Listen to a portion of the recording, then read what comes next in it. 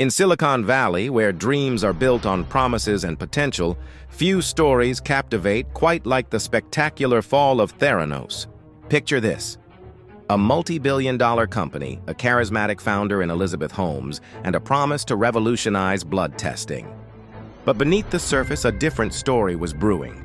It started with whispers in the hallways. Employees, the very people working with the technology day in and day out, began noticing things weren't quite adding up. The miracle machine, dubbed Edison, wasn't performing as claimed. Lab technicians would run tests multiple times, getting wildly different results. Some workers started documenting these inconsistencies, keeping detailed notes of their concerns. The promise of testing hundreds of conditions with just a few drops of blood seemed increasingly impossible. Then came the brave few who couldn't stay silent. Tyler Shultz and Erika Cheung, former employees turned whistleblowers, took enormous personal risks to expose the truth.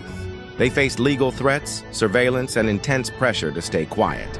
But they persisted, reaching out to regulators and journalists with evidence of quality control failures, false claims, and potentially dangerous inaccuracies in patient results. The dam began to break when Wall Street Journal reporter John Carreyrou started investigating.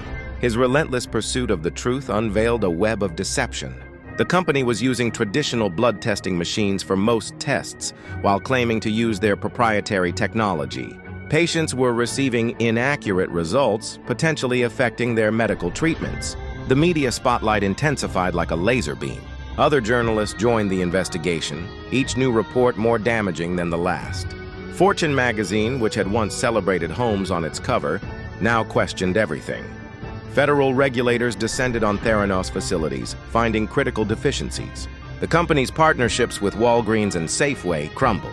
What makes this story so compelling isn't just the billions lost or the technology that failed, but how a culture of fear and secrecy nearly prevented the truth from emerging. It reminds us that sometimes the biggest threats to innovation aren't technical challenges, but the human tendency to protect a lie once it's grown too big to contain.